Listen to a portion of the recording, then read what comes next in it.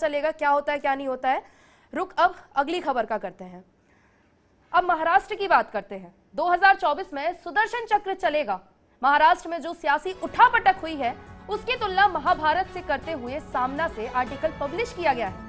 लेख में कहा गया है कि इस अपमान का जवाब जनता 2024 में देगी। इसके अलावा आज प्रेस कॉन्फ्रेंस में उद्धव ठाकरे ने बड़ी बात कह दी है। ठाकरे ने कहा कि अगर बीजेपी 2019 में मान जाती तो ऐसी स्थिति नहीं बनती। आज उनका मुख्यमंत्री कुर्सी पर बैठा होता। ज्या पद्धतीने सरकार अस्तित्वात जे आलेलं आहे हे सरकार माझ्याबरोबर माननीय अमित शहाने जे ठरवलं होतं मातोश्रीमध्ये तो शब्द जर का त्यांनी पाळला असता तर हे शानदारपणाने सरकार आलं असतं। 2.5 वर्ष झालेली आहेत। 2.5 वर्षापूर्वी एकतर भारतीय जनता पक्षाचा मुख्यमंत्री झाला असता किंवा शिवसेनेचा झाला होता असता।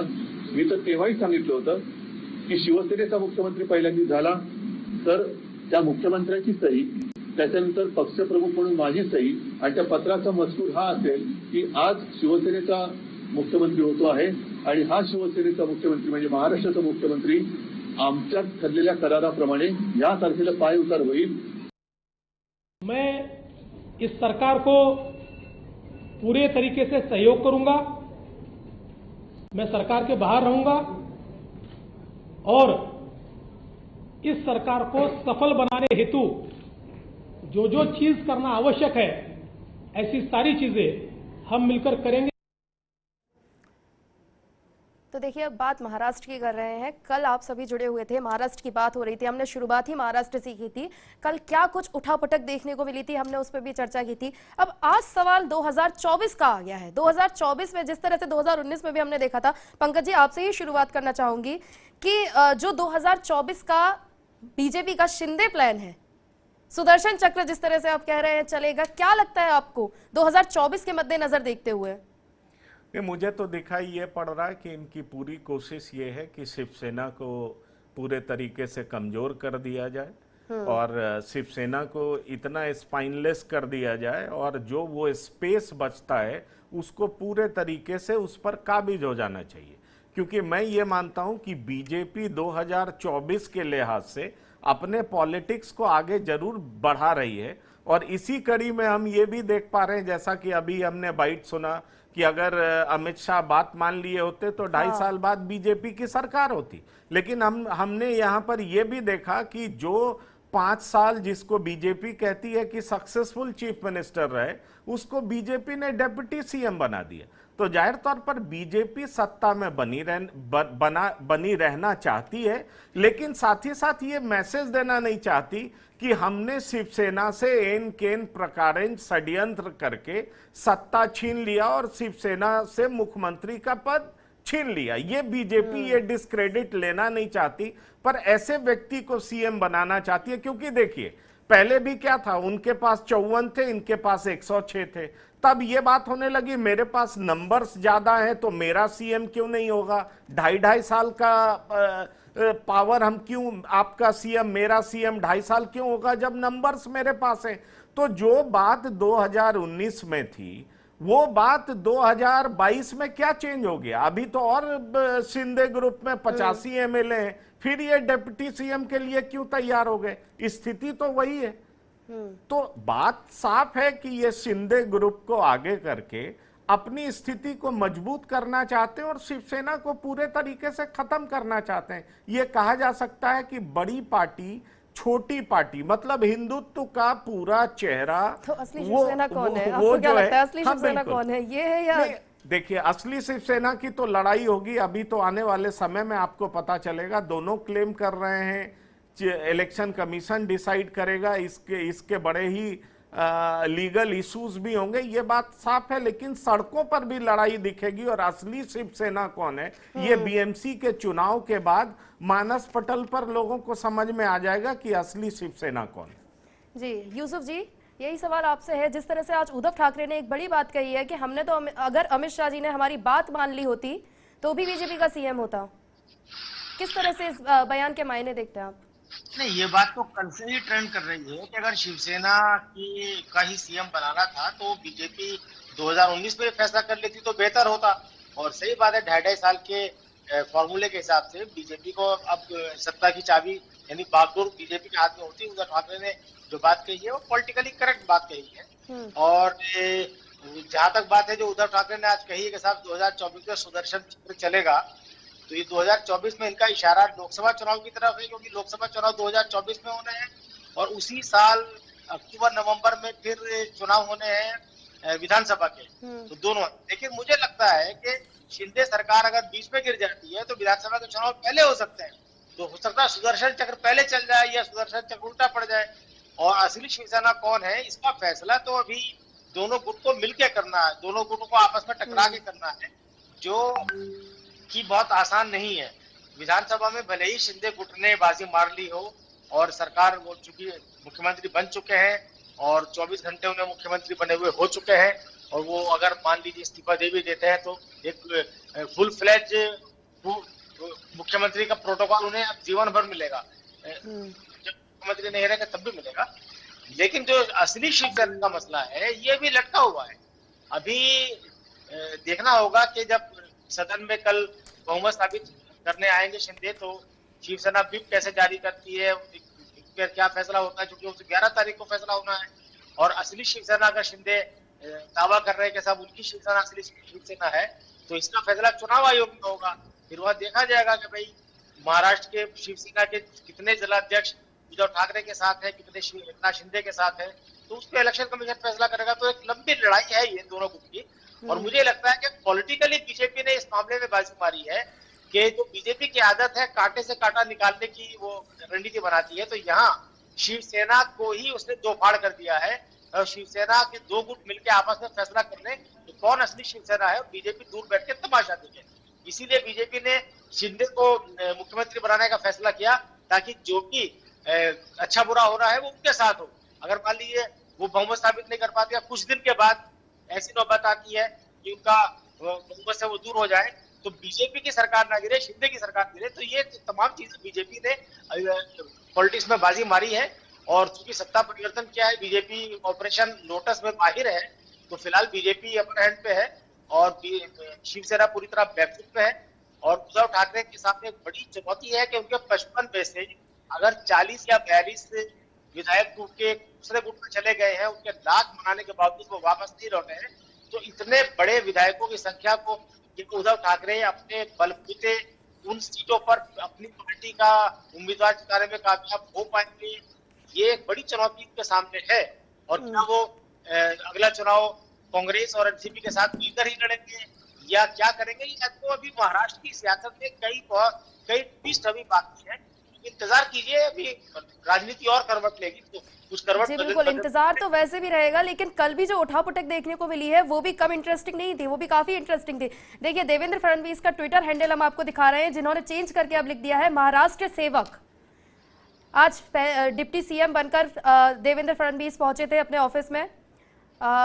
खैर सुनील जी, तो कल से खबर चल रही है कि जो देवेंद्र फडणवीस हैं वो उप मुख्यमंत्री बनाए जाने से नाखुश है। कल जब ये फैसला हुआ था उसके बाद से ही खबरें आनी शुरू हो गई थी। और शपथ ग्रहण समारोह कल जब हम ये कार्यक्रम कर रहे थे तो उसी बीच शपथ ग्रहण समारोह था। कई जो महाराष्ट्र से हमारे, मुंबई से हमारे पुराने दोस्त हैं अभिजीत, वो जुड़े हुए थे, उन्होंने ये बात बताई कि देखिए फडणवीस के चेहरे पर वो खुशी नहीं है जो डिप्टी सीएम बनने पर होती है। और वो भी क्यों, वो एक बार 5 साल के लिए मुख्यमंत्री रहे हैं और एक बार 24 या 48 घंटे के लिए मुख्यमंत्री रहे हैं। उनको अगर पार्टी ने डिमोट करके डिप्टी सीएम बनाया है तो कहीं ना कहीं उनका कद तो कम हुआ है। और मैं तो आज ये देख रहा था कुछ अखबारों में इस तरह के आर्टिकल छपे हैं कि आसमान में उड़ रहे फडणवीस बीजेपी ने जमीन दिखा दी है महाराष्ट्र में। और जिस तरह उभरे थे, जिस तरह वो चाणक्य बन के उभरे थे कि महाराष्ट्र की राजनीति के बड़े चाणक्य हैं, तो वो ऑरा बना था 1-1.5 हफ्ते में, वो ऑरा खत्म हो गया है।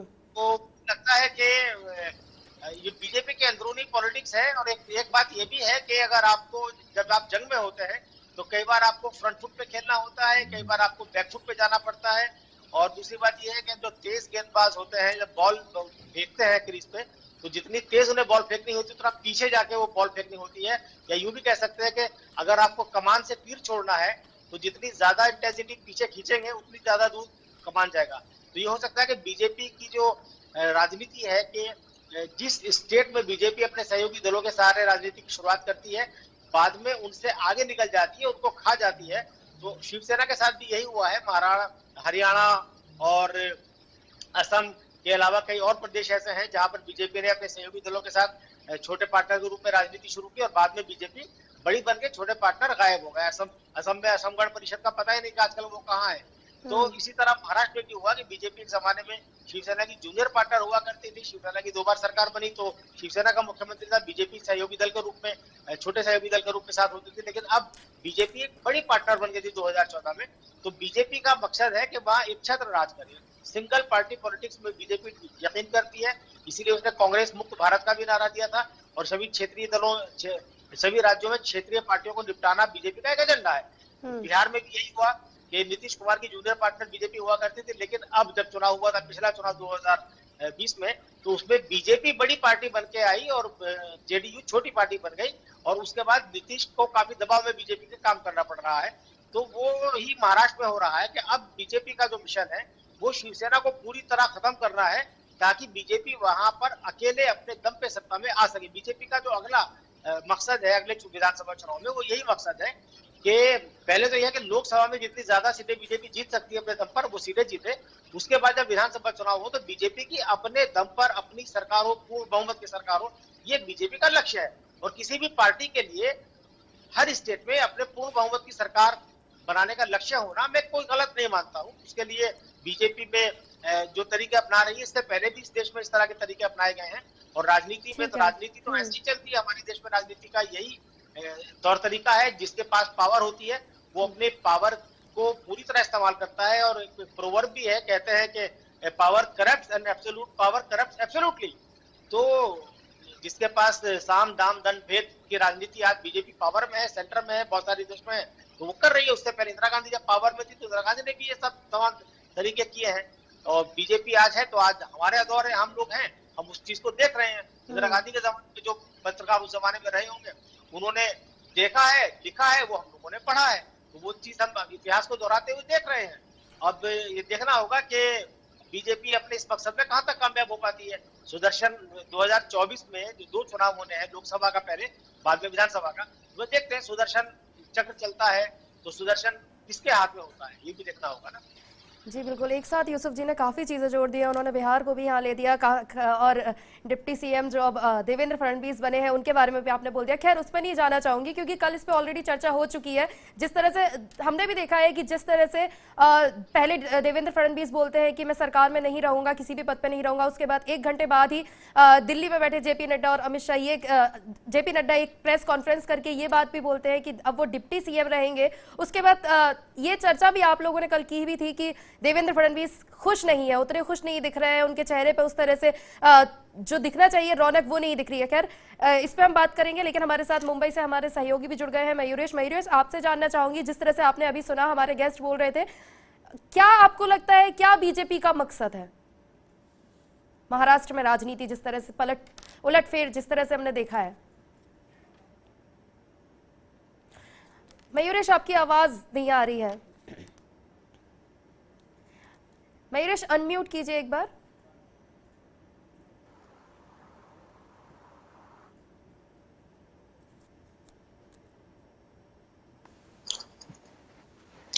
आपको आ रही है अंजलि मेरी आवाज? जी मयूरेश कहिए।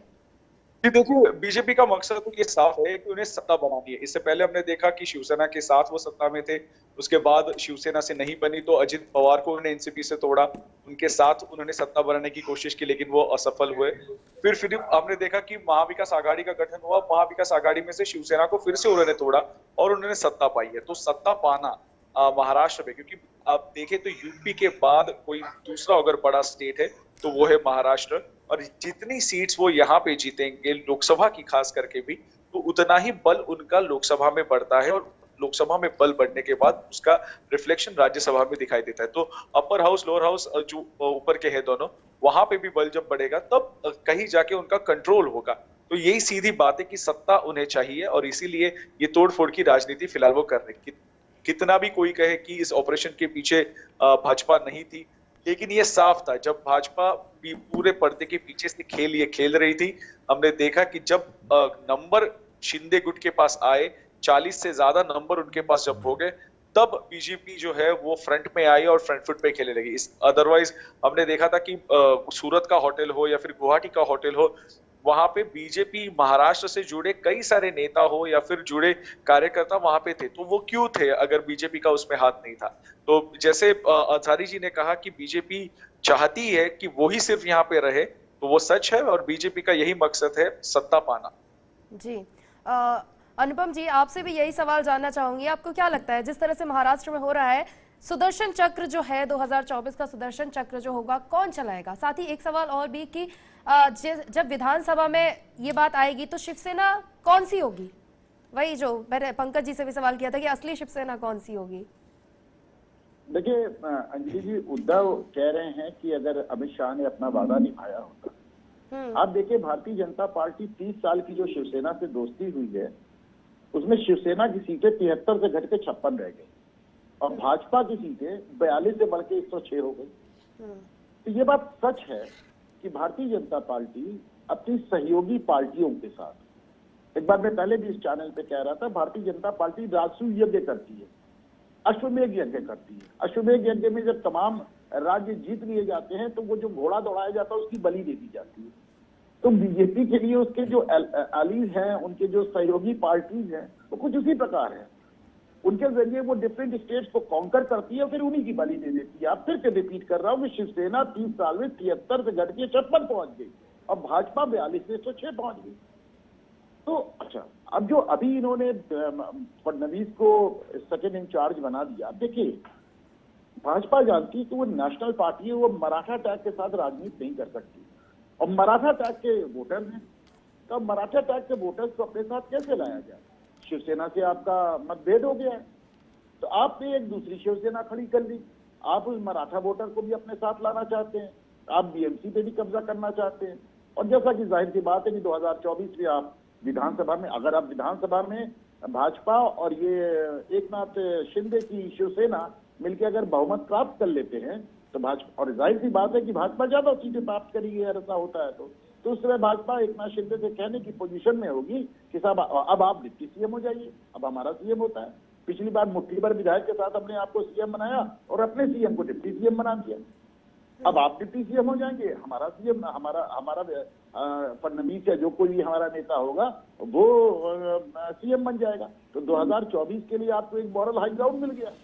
और इसमें तो दो राय ही नहीं है कि एक नेशनल पार्टी होने के नाते जो एक रीजनल वोट बैंक है, जो मराठा अस्मिता के नाम पे जिसपे शिवसेना वोट हासिल करती आई है, मराठा मानुष के नाम पे जो एक वोट मिलता आया है, वो एक बार अगर उद्धव ठाकरे अलग हो जाते तो वो वोट बैंक इनका कटता है। तो इन्होंने एक शिवसेना और खड़ी कर दी। अब जैसा कि पहले से बात हो रही थी कि ये किसमें विलय होगा, किस पार्टी के साथ जाएंगे, तो चूंकि अब उनका क्लेम है कि विलय का सवाल ही नहीं, हम ही असली शिवसेना है, हमको पार्टी भी मिलनी चाहिए, हमको सत्ता भी मिलनी चाहिए, विधायक हमारे साथ है, पदाधिकारी हमारे साथ है। अब ये चुनाव आयोग के पाले में गेंद चली गई है। अब ये विधानसभा में अगर ऐसा कोई इशू है, अब विधानसभा में देखने वाली बात ये होगी कि चुनाव आयोग इसमें क्या स्टैंड लेता है। और जब तक चुनाव आयोग स्टैंड नहीं ले रहा है अंजलि, तब तक डेफिनेटली जो भारतीय जनता पार्टी का जो कोलिशन है ये एकनाथ शिंदे के साथ, ये कोलिशन सत्ता में रहेगा। अब वो बाद में अगर चुनाव आयोग ये कह दे कि नहीं साहब, जो एकनाथ शिंदे का जो शिंदे का जो गुट है वो रियल शिवसेना ना होके एक ब्रेकअवे फैक्शन है, एक टूटा हुआ गुट है, तब उस गुट को बाध्यता होगी किसी के साथ जाने की। अभी तो वो अपने आप को मूल शिवसेना मान के भाजपा के साथ गठबंधन करके सरकार चला रहे हैं और भारतीय जनता पार्टी यही चाहती भी है। तो मेरा मानना है कि नंबर एक, एकनाथ शिंदे को मुख्यमंत्री बनाकर इन्होंने मराठा वोट पे, मराठा अस्मिता के वोट पे, शिवसेना के कोर वोट बैंक पे अटैक किया है, उसको हासिल करने की कोशिश की है। इसके जरिए सबसे पहले बीएमसी पे कब्जा, क्योंकि बीएमसी वो जगह है अंजलि जहां से शिवसेना खड़ी हुई थी। अगर आप बीएमसी उनसे छीन लेते हैं, और जब मैं शिवसेना की बात कर रहा हूं, मैं उद्धव ठाकरे की शिवसेना की बात कर रहा हूं, अगर आप बीएमसी उद्धव ठाकरे की शिवसेना से छीन लेते हैं तो जाहिर सी बात है कि उद्धव ठाकरे वाला जो फैक्शन है वो बहुत कमजोर पड़ जाएगा। और दूसरी बात यह कि 2024 के विधानसभा चुनाव में वो इस शिवसेना के साथ एकनाथ की शिवसेना के साथ लड़ेंगे। और प्लस उनके ऊपर आज की तारीख में कोई वो अपने आप को आरोप से भी बरी बता रहे हैं कि साहब हमने तो अपना मुख्यमंत्री बनाया नहीं, हमारा इसमें कोई रोल ही नहीं। अंजलि जी ठीक है अनुपम जी। सुनील जी आपसे भी यही सवाल है, जिस तरह से आपने सुना, सबसे पहले तो आपसे यही जानना चाहूंगी, क्या लगता है आपको, क्या बीजेपी का मकसद है? पहली बात तो अंजलि की जो यह बात कही जा रही है कि शिवसेना और भाजपा के गठबंधन के बाद से शिवसेना घटती चली गई और बीजेपी बढ़ती चली गई। 2014 के पहले शिवसेना की सीटें हमेशा बीजेपी से ज्यादा रही हैं, हमेशा, जब मैं कह रहा हूं तो हमेशा ज्यादा रही हैं। 2014 के चुनाव में भी के बाद ये स्थिति आई है। इसलिए यह नरेशन को न बनाने का है कि शिवसेना घटती चली गई और बीजेपी बढ़ती चली गई। शिवसेना हमेशा अपनी बढ़त बनाए रखी। दूसरी चीज, आपने कहा कि 2024 के चुनाव में सुदर्शन चक्र किसका चलेगा। तो सुदर्शन, जब भी शिवसेना से कोई टूटा है तो सुदर्शन चक्र ठाकरे परिवार के ही हाथ में रहा है। आप राणे साहब को याद कीजिए, राणे साहब के साथ 11 विधायक निकल के गए थे, और आप राणे के अलावा किसी एक विधायक का नाम बता दीजिए जो विधानसभा का चेहरा देख पाया उसकी चुनाव करने के बाद। दूसरे जो छगन भुजबल साहब के साथ जितने लोग विधायक छोड़ कर गए थे, क्या दोबारा महाराष्ट्र सदन का चेहरा देख पाए क्या? जी महाराष्ट्र में शिवसेना की अलग तरह की राजनीति, वो एक अलग तरह की राजनीति करते हैं वो लोग। आप इसको बाहर बैठ के महसूस नहीं कर सकते। जो महाराष्ट्र में लोग हैं, अपने संवाददाता से आप पूछिएगा कि किस तरह का लगाव लोग वहां महसूस करते हैं। जी, अब सवाल यह है कि सुनील जी, मयूरेश भी हमारे साथी कुछ पूछना भी चाहते हैं शायद, या कुछ कहना चाहते हैं। जी मयूरेश। सुनील जी ने कहा, उसी के ऊपर मैं एक बयान करना चाहता हूँ कि अगर यहाँ पे अगर हम देखें तो इस बार कितने कैबिनेट मिनिस्टर्स शिंदे के साथ है। जो नारायण राणे का उन्होंने एक एग्जाम्पल दिया, नारायण राणे ने अपनी पार्टी का अपना गुट जो है वो मर्ज किया था कांग्रेस में, लेकिन उनके साथ कितने इनकम्बेंट मिनिस्टर्स गए थे। यहाँ पे देखिए कितने इनकम्बेंट मिनिस्टर्स गए हैं। और यहाँ पे सवाल सबसे बड़ा ये है कि शिवसेना, क्योंकि कल जब माफ कीजिएगा, जब संडे को फ्लोर टेस्ट होगी तब विप दोनों तरफ से इशू होगा, तो कौन सा विप किसको जारी होगा, ये सबसे बड़ा सवाल है इसमें। तो इसके ऊपर भी एक अच्छी डिबेट है ये, और टेक्निकल पॉइंट भी है, क्योंकि कोर्ट ने कहा है कि हम 11 जुलाई को इसको डिस्कशन करेंगे। लेकिन सुनील जी ने जो कहा, हमें ये भी मुद्दा ध्यान में रखना चाहिए कि इस बार जो शिवसेना टूटी है, भुजबल के वक्त भी टूटी थी, नारायण राणे के वक्त भी टूटी थी, लेकिन मिनिस्टर्स कितने गए हैं ये भी देखना होगा, और 2/3 से ज्यादा लोग इस बार गए। बिल्कुल नहीं, और दूसरा एक बड़ा सवाल ये है कि इससे पहले शिवसेना ने इस तरीके से हिंदुत्व पे कंप्रोमाइज भी नहीं किया था। शिवसेना जिस कोर वोट के आधार पर आगे बढ़ती रही, और शिवसेना जिस तरीके का उग्र हिंदुत्व करती थी महाराष्ट्र में, ठीक उससे उलट इस बार चली है। तो हमेशा ठाकरे परिवार के हाथ में शस्त्र होता था सुदर्शन चक्र, लेकिन इस बार जो स्थिति है वो उल्टी नजर आ रही है। पंकज, यही शिवसेना कांग्रेस के साथ मिलकर चुनाव लड़ी है महाराष्ट्र में। यही शिवसेना आपातकाल के बाद इसने कांग्रेस का समर्थन किया था। आप यह मत कहिए कि शिवसेना के साथ हिंदुत्व, शिवसेना के साथ मराठा मानुष का एजेंडा रहा है। शिवसेना मराठा मानुष और मराठा पिछड़ा वर्ग को लेकर के हमेशा राजनीति करती रही। हिंदुत्व का आप किसी चुनाव के दौरान आप यह विचार दिखा दीजिए बाला साहब ठाकरे को बोलते हुए कि हिंदुत्व के लिए हम लोगों को संघर्ष करना है। सवाल ये नहीं है, प्रश्न यह है कि जो दूसरी बात आप कर रहे हैं कि मंत्री कितने गए। अरे राणे के साथ भी 11 विधायक टूट के गए थे, और जबकि उस समय शिवसेना अपने शुरुआती दौर में थी। आज तो बाला साहब ठाकरे के बाद एक दूसरी पीढ़ी वहां सत्ता में आ चुकी है। मैं इसकी बात को नहीं कर रहा हूँ। शिवसेना के साथ जो लोगों का अटैचमेंट है महाराष्ट्र जो मैंने महसूस किया, मैं गलत भी हो सकता हूँ। मैं आपसे यही, सुनील जी, मैं इसीलिए मैं आपसे बस डिफर इस बात पे कर रहा हूं, और मैं समझने की कोशिश भी कर रहा हूं कि इतनी कमजोर शिवसेना पहले कभी नजर नहीं आई।